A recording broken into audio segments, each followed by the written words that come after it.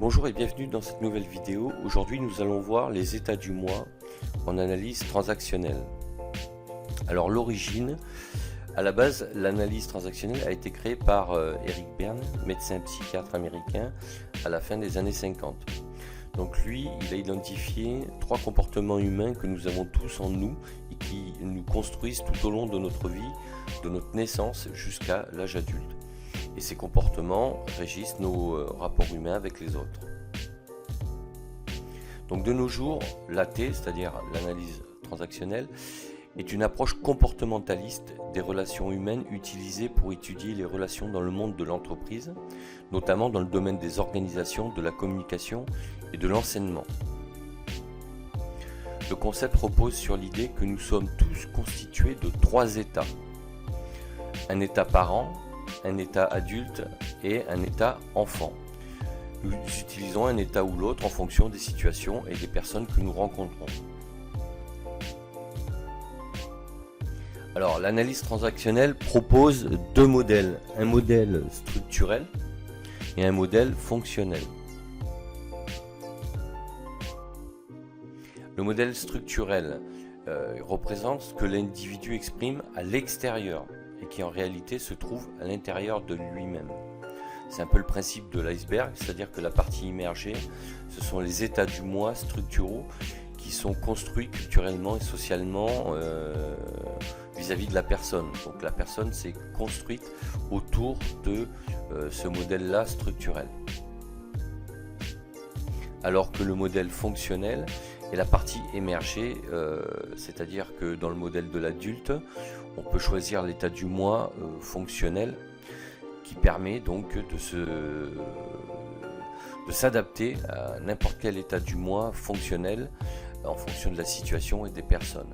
Donc le structurel, c'est ce qui nous a construit, et le fonctionnel, c'est ce qui nous permet de nous adapter en fonction du statut des personnes en face de nous. Le modèle fonctionnel est subdivisé en sous-catégories. Donc on va avoir ce que l'on appelle dans le modèle du parent, l'état du moi qui va se décomposer en 2 parties. On va avoir le parent normatif, donc qui va avoir lui plutôt un rôle de protection et d'éducation. Donc les valeurs, voilà, tout ce qui renvoie à l'éducation. Et on va avoir ce que l'on appelle le parent nourricier, c'est-à-dire qui aura plutôt un rôle de soutien et d'encouragement. On aura au niveau de l'adulte. Donc cet état-là, il n'a pas de subdivision, l'adulte a un fonctionnement d'analyse plutôt de l'environnement. Donc à la différence du parent qui va être plutôt basé sur des valeurs, l'adulte, lui, il est plutôt dans une approche d'analyse d'un environnement. Ensuite, on aura le modèle fonctionnel enfant. Donc cet état, il a 3 subdivisions. Eric Berne a considéré qu'il y a ce que l'on appelle l'enfant adapté soumis, qui lui aura une fonction d'adaptation à l'environnement. Il y aura ce que l'on appelle l'enfant adapté rebelle, qui va s'opposer à l'autorité, et il y aura l'enfant libre, lui, qui aura plutôt une fonction d'expression des besoins et des émotions de base. Donc ça va être l'enfant beaucoup plus créatif. Alors pourquoi le terme transactionnel? Alors la notion de transaction nous renvoie aux échanges entre 2 personnes. C'est-à-dire qu'on va avoir la personne 1 qui va échanger avec la personne 2 sous forme de schéma de communication, comme je l'ai déjà évoqué dans une autre vidéo. Donc d'où le terme transaction et transactionnel. Alors ces échanges se font sur différents canaux de communication en fonction de l'état du moi utilisé par la personne 1 et la personne 2. Les états du moi sont représentés par 3 cercles superposés, parents, adultes et enfants. Chaque état est représenté par une lettre majuscule car nous parlons d'état d'une personne. ici on voit sur le schéma qu'on a la lettre P qui signifie donc parent et qui relève donc du domaine de l'appris. On a la lettre A qui signifie adulte et qui relève là du domaine du pensée. Et on a la lettre E qui relève de l'état enfant et qui est plus dans le domaine du ressenti. Alors pour Eric Berne, chaque état du moi nous renvoie à une pensée, un sentiment et un comportement. Durant son existence, une personne se construit par étapes. Alors l'état parent, P, lui il va regrouper tout ce qui est pensée, sentiment, comportement de modèles parentaux et référents liés à notre éducation.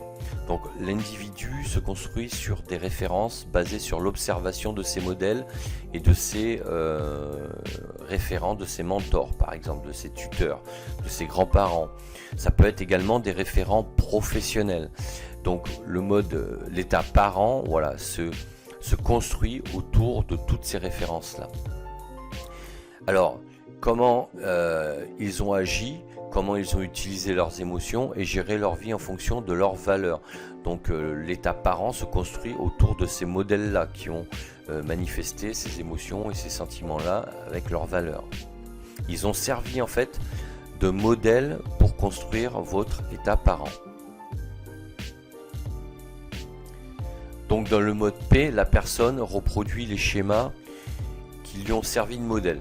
Donc le mode P va reproduire des attitudes, des comportements, des modes de pensée, des valeurs morales qui auront été acquises en fonction de ces modèles. Alors les valeurs que l'on va retrouver, ça va être le respect de la règle, la morale, l'éducation, donc le schéma et le modèle d'éducation qui nous a servi de modèle, et les valeurs. Pour l'état adulte, donc avec la lettre A, il va plutôt regrouper les pensées, les sentiments et les comportements liés au concret et à la réalité dans l'instant présent. Donc cet état se construit sur les expériences vécues. Donc là, c'est l'individu qui va se construire avec ses propres expériences. Donc quand il fera référence à ce qu'il a vécu, je sais pas moi, lors d'une expérience professionnelle, il passera en mode état adulte. D'accord ? Si il fait référence à des valeurs, il sera en mode état parent. Donc dans le mode A, la personne gère la réalité en observant son environnement immédiat. Elle analyse les faits et elle prend des décisions de manière objective.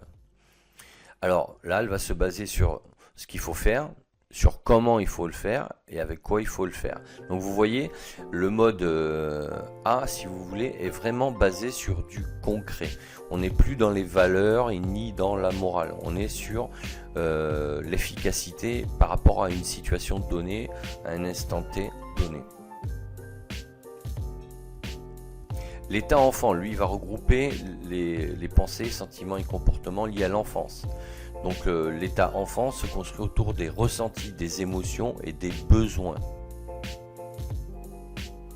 Dans le mode E, la personne interagit en fonction de ses ressentis passés ou présents. Donc là, on sera sur les ressentis, sur des besoins, des sentiments et des émotions.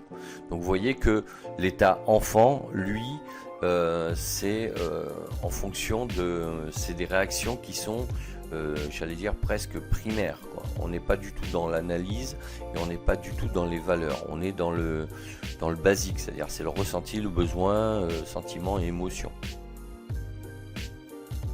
Donc ces trois états sont en permanence sollicités selon les situations. Ils structurent la personnalité puisque on est tous constitués de ces trois états-là, avec un état qui sera plus ou moins dominant selon, j'allais dire, notre cadre de référence et notre propre halo. Donc j'ai fait d'autres vidéos sur le sujet que je vous invite à aller voir et qui vous donneront d'autres éléments pour mieux comprendre ces états-là. Donc en résumé, les états du moi peuvent être utilisés comme des outils qui sont très puissants pour mieux identifier une situation de communication entre des individus, c'est-à-dire entre vous et d'autres personnes. Donc ça peut être dans un contexte personnel mais aussi professionnel.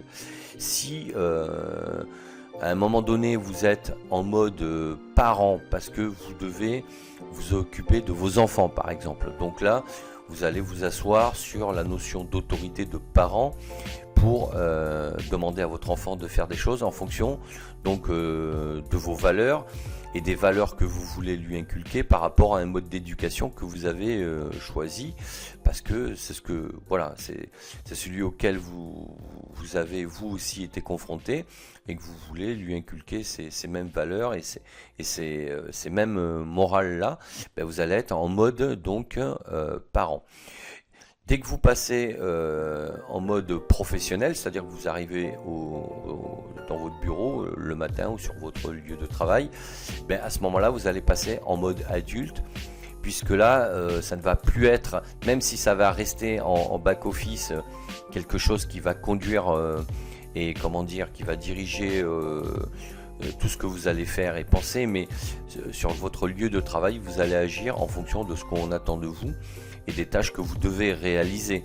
Et j'allais dire que la priorité ne sera pas vous, vos valeurs morales, voilà, en tant que tel, ça sera en back-office, mais vous allez plutôt voilà, être sur l'aspect professionnel, donc sur l'aspect adulte.